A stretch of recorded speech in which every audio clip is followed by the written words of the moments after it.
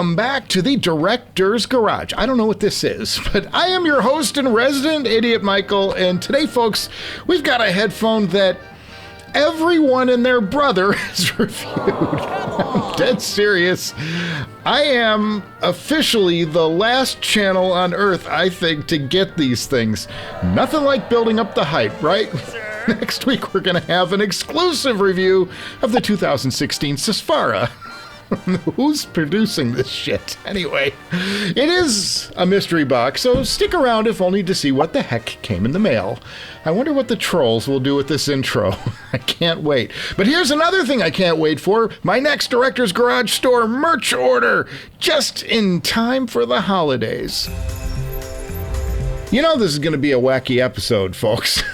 So get your orders in today for the hottest selling new tees, some fun, if you know phrases like, what is a Sapphire? And you're not listening. Or you can double down and join the ranks of the resident idiots. All a bunch of fun. I've also designed a bunch of tasteful hoodies and tees, polos I wear constantly. Quality was my first mission in developing this line. Head over to directorsgarage.com and order a What is a Sapphire shirt today.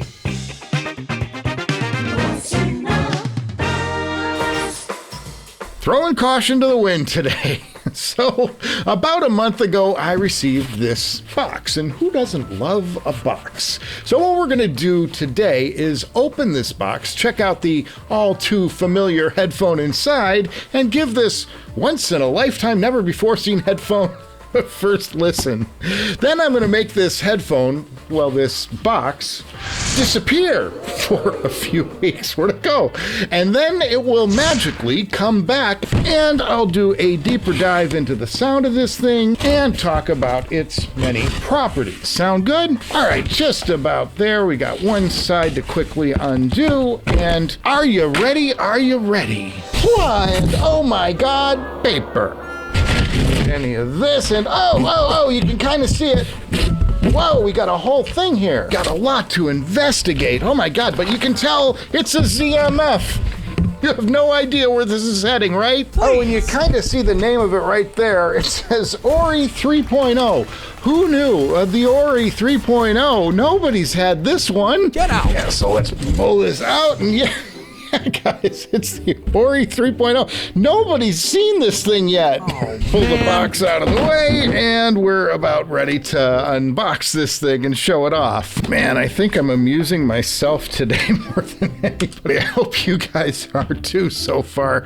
Let's open this up and check this out. Are you ready? And oh, we got a case. Ooh, I love a good case. This is awesome.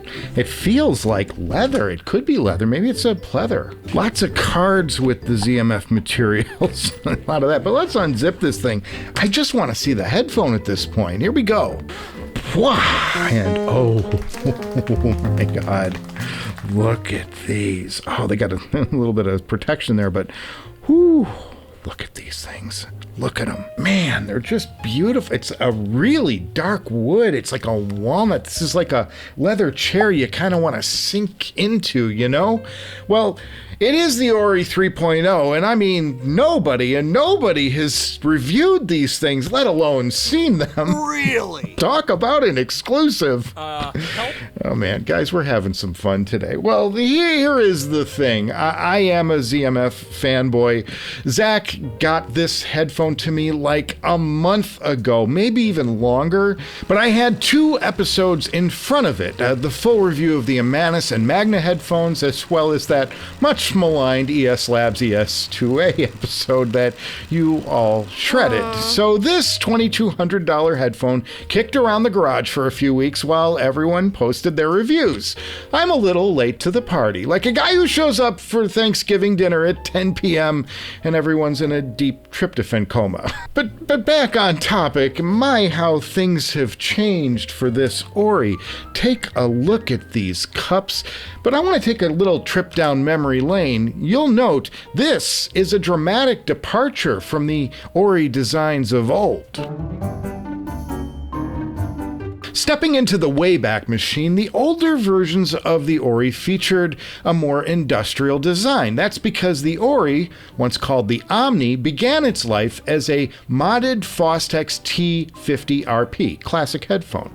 The headband was attached to the sides of the cups. Now, Zach, with this update of this design, has decided to move the mount to the top of the cups with a yoke system showing off his amazing woodworking craftsmanship. And honestly, come to think of it, craftsmanship is a great word for what Zach and his team represent. ZMF headphones don't feel mass-produced, maybe because of the wood. No two headphones can look exactly alike. Your headphone is uniquely yours.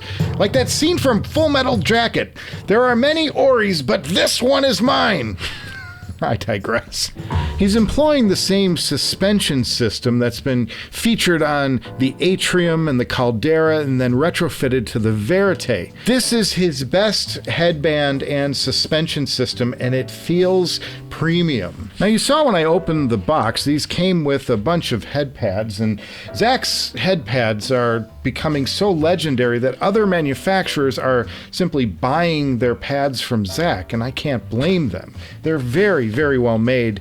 And of course, they have that same pain in the ass mounting system that's not unlike trying to put a bicycle tire around a rim. These pads do affect the tuning of the headphone depending on which you purchase, but the tuning of the Ori doesn't stop with the pads. I'm going to call your attention to the bottom of the cup and take a look at this. I mean, these headphones, well, they have corks in them like a bottle of Shatnoff to Pop or a fine cab. Pick your poison, but you pull this cork out to extend the bass, and then you can counter that extended bass with a thin pad to produce a V-shaped tune, or go mega bass with a thick pad, or you can tighten up the whole thing by stuffing a cork in it and going with a hybrid pad. There's also a ported peg, like a cork with a hole in the middle to give you a medium bass presence. Not going to work on a bottle of wine though. This gives the Ori a lot of flexibility and room for personalization. And yeah, they're really made of rubber.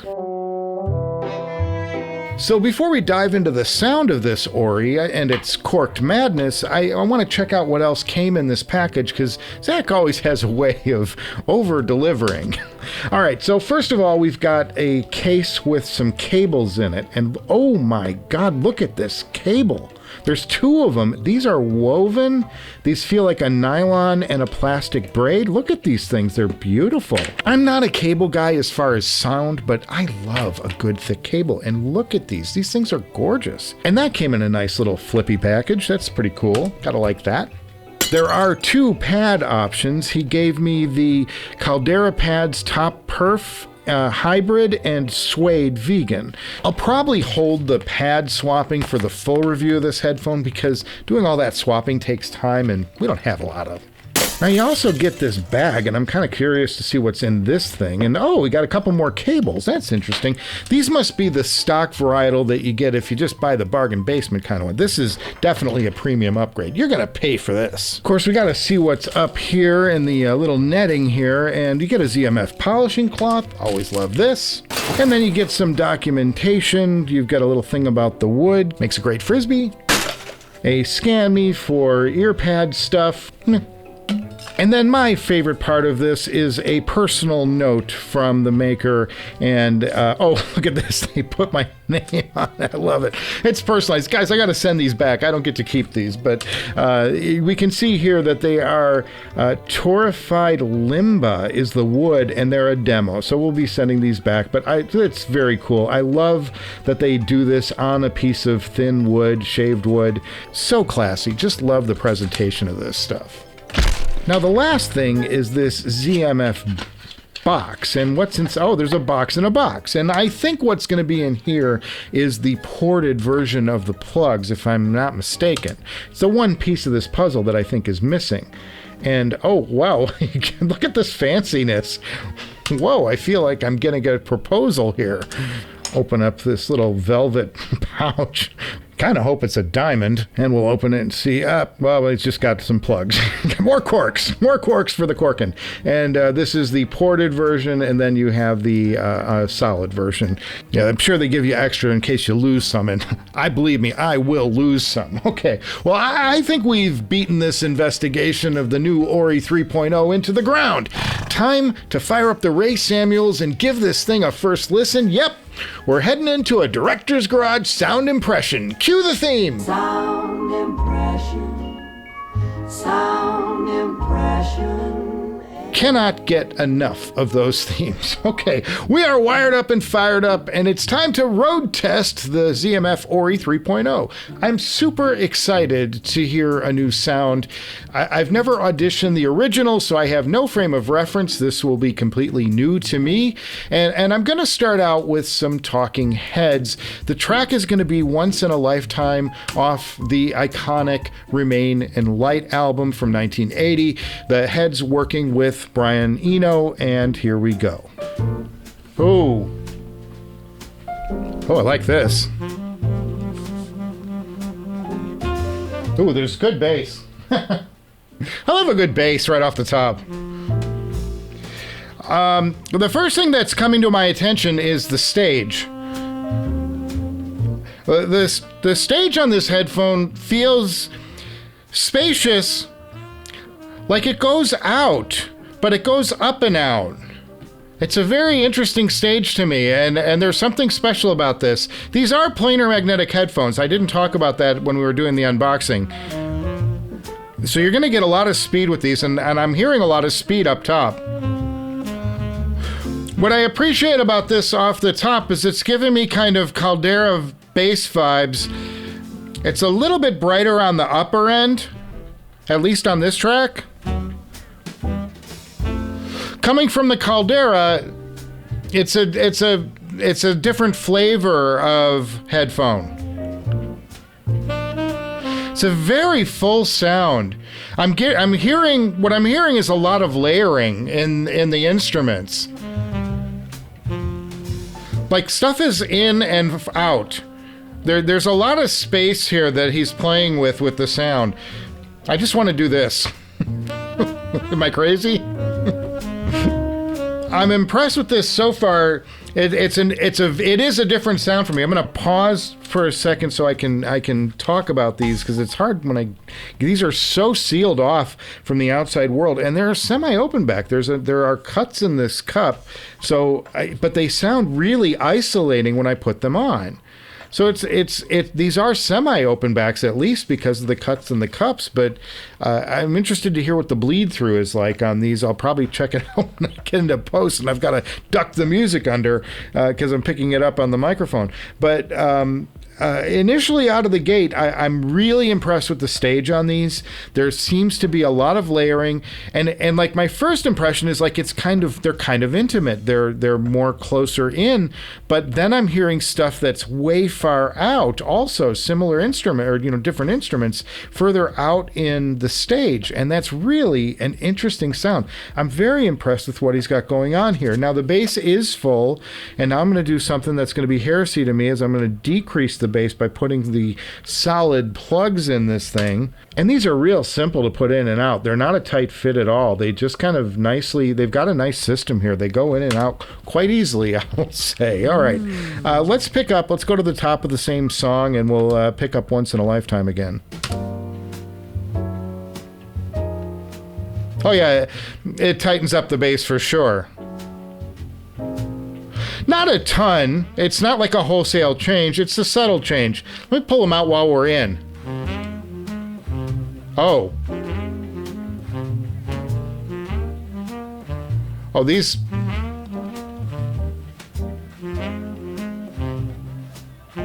Okay, interesting. I am hearing a slight bass difference, but what I'm really noticing is the stage opens up. That's where the stage is coming from. So you're actually affecting some of the major sound properties of the headphone by taking in and putting out the corks. That's really interesting. Well, Zach has a really customizable set of headphones on his hands here. I do think there's a lot of treble presence for my taste. It's a very clear treble, though. I mean, these are planers. They're very fast. And I don't think they're so fast that they'll cannibalize like the Caldera. This is a different animal. And the highlight of this headphone is definitely the tuning. Let's move to another track now. I'm going to pause here. We'll go to another track. Next up, I want to go to Traffic. They have a lot of clean recordings. I think it's going to take advantage of the planar magnetic driver on this. And the album I'm going to go to here is John Barleycorn Must Die. I want to hear this acoustic number called John Barleycorn. Let's hear what it does. But these have a very nice, bright treble. And if you like a bright, pronounced treble, you're going to love this headphone. They're very clear headphones. Like little tings and fingers on the strings. Like they're really present on this. I'm just going to cover the plugs. I mean, this is a no-brainer for me. I'm going to be a plugs out guy all day long. I like how the stage seems to open up, and then the bottom end extends. It's two things that I'm going to prize in a headphone always. Now, Traffic, of course, is the supergroup featuring Dave Mason, Jim Capaldi, and then, of course, Steve Winwood. And this track has always been one of my favorites. I really like the way it's showing off the acoustic resonance of this headphone. It's very beautiful. Got flutes and all kinds of stuff. It's great instrumentation on this track. And Steve Winwood's voice is just butter. He's one of the great vocalists of our time. These seem to me to be playing more on the brighter end of the spectrum. I'm hypnotized by the stage, but there's a lot happening up top. The way this song is playing on the headphone, it's almost like a little audio play.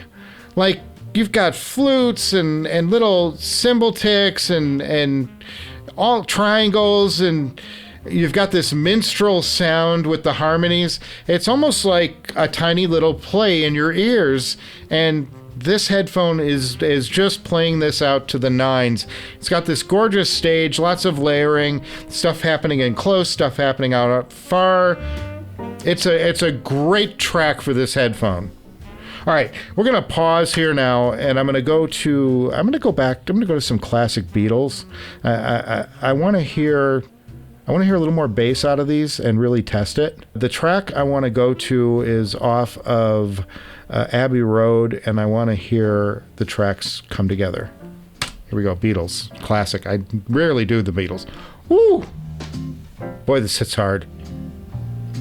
The toms are resonating with such weight. It's really impressive. Okay, this might be a good track. I'm going to pause this for a moment. I really like where this is headed, but I want to try one of the ported plugs, and I just want to hear what that sounds like.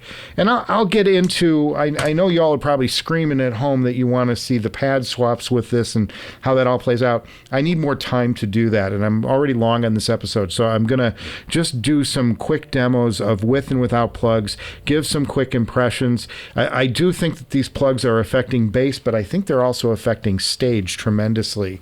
So really interesting stuff. I'm going to go back to the top of Come Together. These are with the ported plugs now. I have not heard the ported plugs before. This is my first go with it. Let's check out Come Together. Yeah, the bass isn't quite as bananas, like it doesn't impress you that way. These definitely sound more normal. I like it. I like a show. I love a show. I'm going to go with the unported for my personal preference. Boy, I really enjoy this headphone. It's interesting. This headphone presents songs as vignettes. Like these are tiny little stories and it sets a stage. It's like its own little theater. And I've not looked at a headphone this way before, like you're putting on a mini theater for a band to perform in.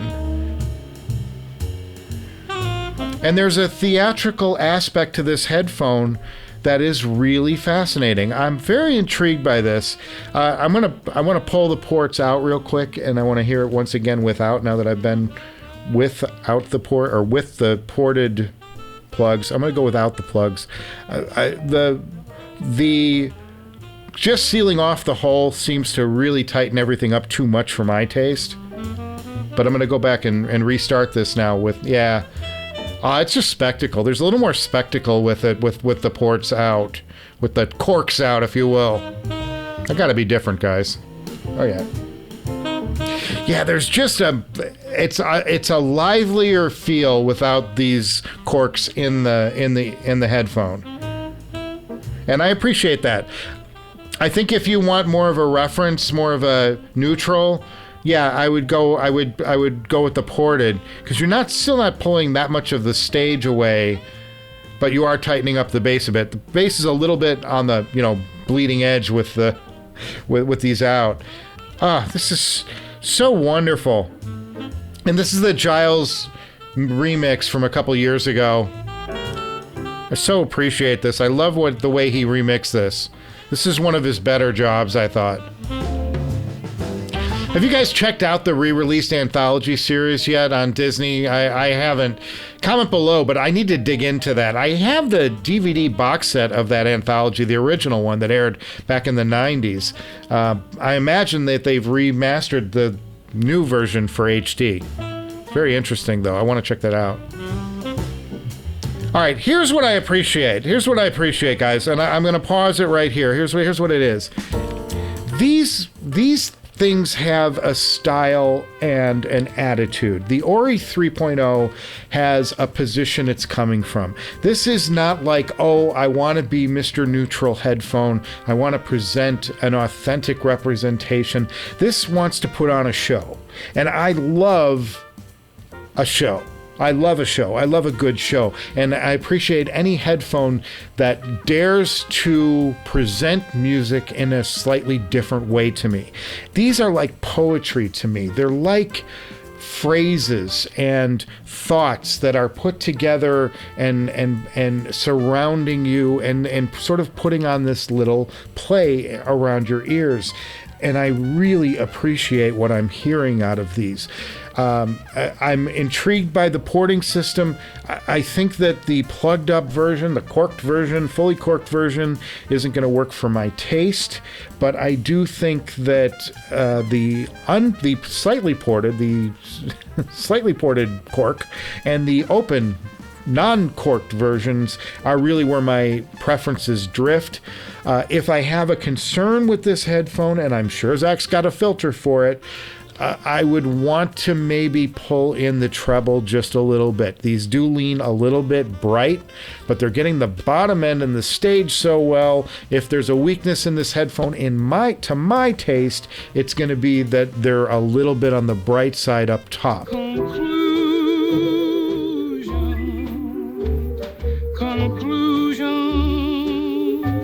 So what do I love about the Ori? Well, I'm loving the stage presentation.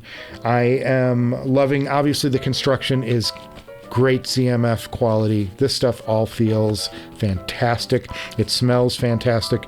The cups are just beautiful, gorgeous as always. Zach has hit it out of the park again with the cup design. I'm so glad that he removed and decided to move the yoke system up to the top of the cup to expose this beautiful woodworking here. It just shows off the headphone so much, so well. I would say that these are fairly on the heavier range, whatever this wood is, it's a heavier wood and it is affecting the weight of the headphone. And there's a decent clamp pressure, which I think that some folks are going to want to bend this headband out a bit to get used to. I won't do this since these are loaners, but if I owned this pair, I would be bending this headphone out a little bit to make room for my king size noggin. But fit, finish, beautiful in every conceivable way. This is a well-made, well-thought-out headphone. Another win for ZMF. I'm so impressed with what this headphone is doing out of the box. And we still have a lot of playing to go. I've got pads to listen to. And I've got some thicker pads. I even want to try and do a suede on these to see if I can't pull that top resonance back a little bit and make these things a little more tame up top. So yeah, guys, that's the ZMF Ori 3.0, and I gotta thank Zach for giving the Director's Garage this exclusive look. Killing me! I can't keep a straight face when I say that, but I want to thank Zach for sending these our way. I'm going to hold this headphone for a few more weeks and come back with a full review of this $2,200 headphone. Then I'll be sending the Ori back to ZMF. They're on loan from the Zach Merbach personal collection. I have no idea if that's true, but it makes for a great story, so I'm going to run with it. Next up, I'm going to have a real surprise, and this one I swear you won't see coming. It's a headphone I'm dying to get a listen to, and it's definitely off the beaten path. So make sure you Like, and subscribe.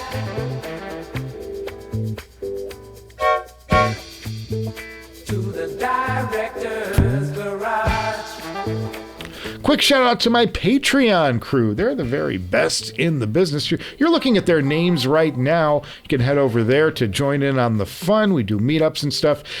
Give this ridiculous episode a thumbs up if you enjoyed the past 20 minutes of your life, or you can do the other thing if you'd rather this director stuff a cork in it. Can't say I blame me either way, and I'll see you guys before you know it. Lord, help me. Help me find my way. Oh, to the Director's Garage.